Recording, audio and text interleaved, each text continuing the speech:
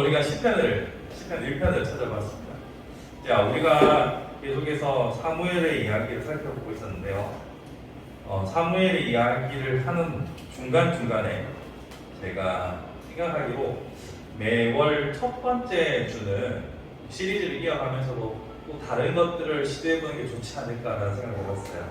그래서 첫째 주가 되면은 시편을 하든지 아니면 신약의 말씀을 하든지 이 사무엘의 이야기가 끝날 때까지는 다양한 형태로 또 여러분들이 어떤 때는 고기도 드셔야 되고 어떤 때는 또 야채도 드셔야 되고 회도 드셔야 되고 하니까 다양한 형태로 한번 시도해 보려고 오늘은 시편 1편부터 또 한번 시작해 보려고 준비해 봤어요. 여러분 시편 1편은 너무나도 잘 알고 계시는, 어떻게 보면 누군가는 저도 확인한 바는 없습니다만 가장 많이 노래로 불리어진 시라고 말하더라고요. 시편 1편이랑 시편 23편이 가장 시로 많이 불러진 그런 시라고 들었습니다. 우리 성도들도 이 시편 1편과 23편은 어지간한 집에 가면 다 액자고 있어요. 그리고 어릴 적에 한 번쯤은 다 암송해 보셨을 겁니다. 암송도 하고 노래도 많이 불러보셔서 너무나도 잘 아실 거예요. 근데 오늘 이 본문 말씀을 우리가 평소에 보던 관점과 또 다르게 어떤 부분을 우리가 찾아볼 수 있을까 저는 고민을 좀 했더랬는데요. 이번 주에 제가 올렸던 성경 공부 보셨습니까? 거기서 이 소돔과 고모라 관련해가지고 조카 아버지 동네를 잘못 택해서 맹모삼천지교 말하는 것처럼 동네를 잘못 택해서 그가 망했다라는 관점에 대해서 제가 생각을 해볼 필요가 있다라고 말씀을 드렸죠. 사실 장소가 영향을 끼치는 것은 매우 큽니다. 어느 동네에 사느냐, 어떤 문화 속에서 어떤 영향을 받으며 사느냐는 정말 중요한 요소이기는 합니다. 그렇다고 해서 그게 전부냐? 그건 아니죠. 어느 위치에 있든지 어떤 자리에 있든지 그가 어떤 사람인가를 결정하는 것은 환경이 오는 것을 결정하지 않습니다. 그러니까 선교사님들이 그 지역에 들어갔을 때 지역의 영향을 받는 것인지 아니면 지역의 문화를 변화시키는 것인지를 살펴보면 우리가 잘 알 수 있죠. 그런 의미에서 제가 저번 주에 아브라함 이야기를 하면서 어디에 있느냐, 어디에서 위치하고 있느냐, 우리가 지금 어디에 있는가가 매우 중요하다는 생각을 하면서 동시에 이 본문을 같이 살펴보게 되었어요. 제가 지금 계속 장소에 대한 이야기를 하는 이유는 바로 여기에 있습니다. 1장을 보시면요.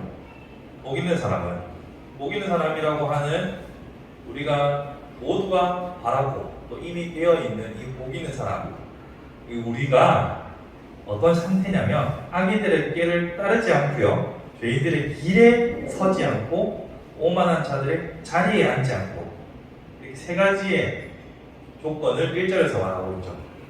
근데 이 세 가지 조건을 보시면 전부 다 위치적인 느낌이 있습니다. 먼저 오만한 자들의 자리에 앉지 않는다라고 말하고 있죠. 자리는 곧 위치를 말하는 거잖아요. 자리에 앉지 않는다라고 첫 번째로 말합니다. 세 번째로 말하고 있고, 또 죄인들의 길에 서지 않는다. 이것도 위치, 여러분이 이 시를 읽으면서 머릿속에 위치가 그려지잖아요. 오만한 자리에 앉지 않고, 저기는 앉을 자리가 아닌데 내가 앉으면 안 되지, 저런 길로 들어서면 안 되지, 머릿속에 위치가, 이미지가 떠오르시죠. 또한 악인들의 꾀를 따르지 아니하며 그들의 방법, 그들의 노하우대로 하지 않고를 여기서는 길을 따른다라는 표현을 썼어요. 이것도 어떻게 보면 완전히 위치와 장소를 뜻하는 내용은 아니지만 그런 이미지를 담고 있는 표현 방법식을 썼습니다. 그들의 방법대로 하지 않고, 아니고 그들의 길을 따르지 않고, 이렇게 말하고 있죠. 자, 이걸 보시면 복 있는 사람의 조건에 있어서 가장 중요한 것은 지금 나의 위치라는 것을 생각하게 됩니다. 위치. 우리가 어느 위치에 있는가가 복 있는 사람이냐 아니냐를 결정하게 되는 거죠. 그러면 제가 했던 말이랑 상충되죠. 소돔과 고모라 장소가 중요한 게 아니라 위치가 중요한 게 아니라 내가 어떤 존재냐가 중요하다고 말하는데, 지금 저는 여기서 위치, 공간의 개념으로 보이는 사람을 이야기하고 있습니다. 그럼 이 둘을 어떻게 하나로 묶을 수 있을까요? 어디 있는지가 중요하다. 아니다. 어디 있느냐가 중요한 것이 아니다. 이 둘을 하나로 묶을 수 있는 마법적인 레토릭이 있는데 그것이 뭐냐면 나의 공간은 내가 만드는 거예요. 무슨 말씀인지 이해되십니까? 여러분이 어디에 있는지 우리 찬양할 때도 높은 산이 깊은 들이 들판이나 골짜기나 그 어디나 하늘나라라고 말하잖아요. 자, 우리의 공간은 우리가 만드는 겁니다. 물론 우리가 사람이기 때문에 공간의 영향을 받아요. 문화의 영향을 받고 환경의 영향을 받습니다. 예, 그건 우리가 인정하고 들어가야 합니다. 그걸 완전히 무시하고서는 지금 나의 상태를 온전히 볼 수 없어요. 그러나 우리는 환경의 영향을 받지만 동시에 우리를 변화시키고 우리를 우리답게 만드는 것은 환경만이 아니라는 것을 알아야 합니다. 그럼 뭐가 있을까요? 2절에 오직 여호와의 율법을 즐거워하여 그의 율법을 주야로 묵상하던도다. 내가 주야로 말씀을 묵상하며 있는 그 자리가 우리가 환경을 내가 만드는 것이라고 했잖아요. 내 있는 곳이 묵상의 시간을 통하여서 변하는 겁니다. 엄청 소란스럽고 시끄러운 와중에도 내가 말씀을 읽고 있는 이 순간, 말씀을 묵상하는 그 순간은 거기는 하나님과 나와 함께 있는 공간이 되는 겁니다. 여기 지금 여러분들이 앉아 계신 카페가 6시가 넘어가면요 옥서시입니다. 옥서시를 제가 영업을 낸 게 아니고요, 여기 와가지고 노트북 들고 와서 한 자리에 한 명씩 앉아가지고 공부하고 책 보고 음악 듣고 영화 보고 그렇게 있다 갑니다. 그러면 그 순간 그들에게는 이곳은 카페가 아니고 옥서실이고, 그 순간 그들에게 이곳은 너의 카페가 아니라 나의 공간입니다. 결국 공간을 완성하는 것은 자신이에요. 그러니까 공간이 우리를 100% 지배하지 않지만 공간을 완성시키는 것은 결국 자신입니다. 그리고 내가 있는 위치를 완성시키는 가장 중요한 핵심적인 요소를 2절에서 율법을 묵상하는 것이라고 말합니다. 그러니까 이걸 하나로 합쳐보면 우리가 어디에 있는가에 따라서 영향을 받기도 하지만 어디에 있든 말씀을 묵상하며 율법을 주야로 묵상하고 말씀을 즐거워하며 살아가는 자에게는 그로 인하여 그 공간이 은혜의 공간이 될 수도 있고 하나님의 임재를 경험하는 공간일 수도 있는 거예요. 모세가 하나님을 만났던 모든 장소들은 특별한 곳이어서가 아니었습니다. 하나님이 거기서 모세를 만났기 때문에 특별한 것이지, 모세가 발견했던 모든 곳이 특별했기 때문에 하나님이 거기서 만났던 것이 아닙니다. 마찬가지로 여러분들이 하나님의 은혜를 경험하고 하나님의 복 있는 사람으로서 살아가게끔 만드는 모든 요소는 결국 율법을 즐거워하고 묵상함으로 그 공간을 스스로 완성하는 것이라는 거죠. 그렇게 생각해보면 묵상은 과연 어떻게 해야 하는가라는 질문으로 이어집니다. 묵상에 대해서 어떤 형태로든지 많이 들으셨을 거예요. 근데 묵상은 그렇게 복잡한 게 아닙니다. 묵상은 그렇게 많은 것을 기법이 필요한 것이 아닙니다. 먼저 성경이 말하는 묵상의 원어를 따져보면요, 사전 보시면 사전에 첫 번째 의미, 두 번째 의미, 세 번째 의미 이런 게 있잖아요. 거기에 보면 으르렁거리다라는 게 있습니다. 묵상이 왜 으르렁거리는 거지? 이것에 대해서 많은 사람들이 각자의 나름 해석을 하지만 제가 본 것 중에 가장 인상적이었던 것은, 여러분 강아지들이요, 개들이 족발 뼈를 주면 나타나는 반응 보셨습니까? 울고 빨고 뜯고 며칠을 그거를 막 했잖아요. 그때 그냥 안 뜯어요. 으르렁거리면서 뜯습니다. 한 번쯤 못 보신 분들은 옆집에 사는 개를 보시거나 지가든 개한테 족발 뼈를 남은 거 한번 줘보십시오. 뜯을 때요 너무 좋아하면서 으르렁거리면서 뜯습니다. 맛보고 씹고 즐기고 정말 이 땅에서 천국을 경험하고 있는 개의 모습을 볼 수 있습니다.